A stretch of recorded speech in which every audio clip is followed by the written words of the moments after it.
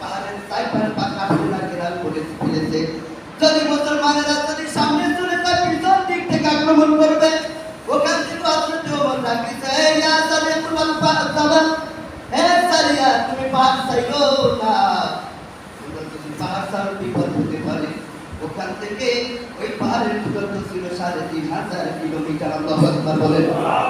ওই সারিয়া বলছে, খোদার কসম করে বলি ওমরের শব্দটা আমরা এত কাছে পেয়েছি, মনে হয় সামনে থেকে ওমর আমাদেরকে ডেকে ডেকে দেখাইয়া দিয়েছি। আল্লাহু আকবার বলেন। এই ছিল নবীর আদর্শ। যারা আমার নবীর আদর্শে ডুব দিয়েছে তারাই দুনিয়া ভুলে গেছে। কি ঠিক কিনা বলেন? আর একজন সাহাবী, যেটাকে আমরা পাহাড় জলে দেখছেন কিনা, আগুন, যেটাকে আমরা কি বলি লাভা, কি বলে লাভা, যাই হোক এইগুলো করতেছে।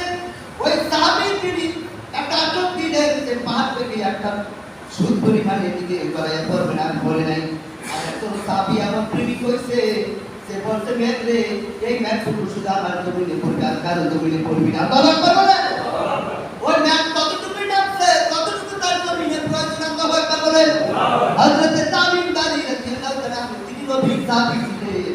তিনি একদিন ভ্রমণ করতেছিলেন, একটু নীল নদ ভূমধ্য আটলান্টিক মহাসাগর তিনি ঘোড়া নিয়ে সাওয়া করেন। আল্লাহু আকবার বলেন।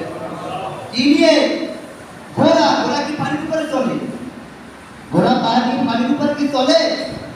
কিন্তু কেমন সাহাবী হয়েছেন, আমার নবীর প্রেমের সাথে প্রেম লাগাইয়া এমন ভাবে প্রেম করেছে যে আমার আল্লাহ খুশি হয়ে গেছে, আমার নবী খুশি। কি ঠিক কিনা? এজন্য আল্লাহ পাক রব্বুল আলামিন বলেছেন, ওয়ালাউ আন্নাহুম ইযতালাবু আনফুসাহুম জাউকা ফাস্তাগফিরুল্লাহ ওয়াস্তাগফারা লাহুমুর রাসূল। আল্লাহু আকবার।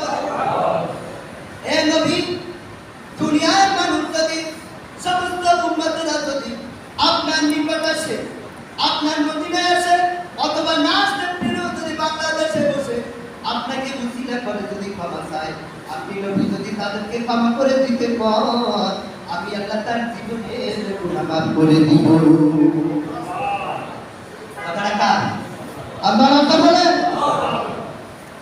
আমার নবীর আদর্শ ছিল এত সুন্দর যে তার সারা জিন্দেগিতে আর সুদ পরিমাণ কোনো কালিমা ছিলেন না। কি ঠিক কিনা বলুন?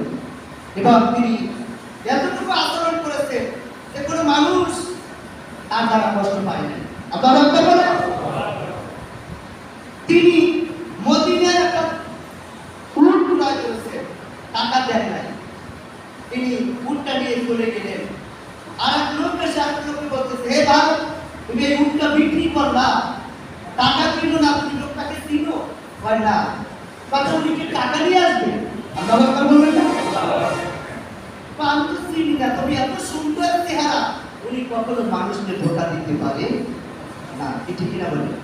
আমার রাসূলের চেহারা দেখে কত ইহুদি মুসলমান হয়ে গেছে। ওই লোকটা বলার পরে কিছুক্ষণ পরে আমার রাসূল হযরত ওমর রাদিয়াল্লাহু আনহুকে পাঠিয়ে দিলেন, টাকা নিয়ে এসে যাও, গিয়ে দেখো কোন জায়গায় একটা লোক আমি দাঁড় করিয়ে আসছি, তাকে টাকাটা দিবা। আর দিবা তো দিবা, আমার তরফ থেকে কিছু কিছু কে নিয়ে যাও, তাকে হাদিয়া দিয়ে দিবা। হযরত ওমর যখন টাকা নিয়ে গেলেন, যাওয়ার পরে হযরত ওমরের শরীর থেকে ঘেরান ছুটছে। আল্লাহু আকবার বলেন। এত সুন্দর ঘেরান আসতেছে। ইহুদি ডাক দিয়া বললেন, ও ভাই তোমার টাকা লাগবে না, আমাকে নিয়ে তার কাছে চলো, আমি আগে কালেমা পড়বো, আমাকে তার কাছে নিয়ে চলো। এই ছিল আমাদের আদর্শ। কি ঠিক কিনা? আর আমাদের আদর্শ কি? সবাই তাকে বলছি যে ভাইরা, একটা লোককে আঘাত করো, একটু বুঝে শুনে করো। এই আঘাতটা কিয়ামতের ময়দানে তোমার নিজেই আমার পাইতে হবে। হযরত রাসূল সাল্লাল্লাহু আলাইহি ওয়াসাল্লাম তিনি প্রতিদিন যে রাস্তা দিয়ে হাঁটতেন, আবু জেহেল ওখানে একটা কুয়া করলেন। আমি অনেক লম্বা ঘটনা, তো হঠাৎ করে একদিন ওই রাস্তা দিয়ে আবু জেহেল যাইতেছে, ওই আবু জেহেল তিনি ওই কুয়ার ভিতরে পড়ে গেলেন।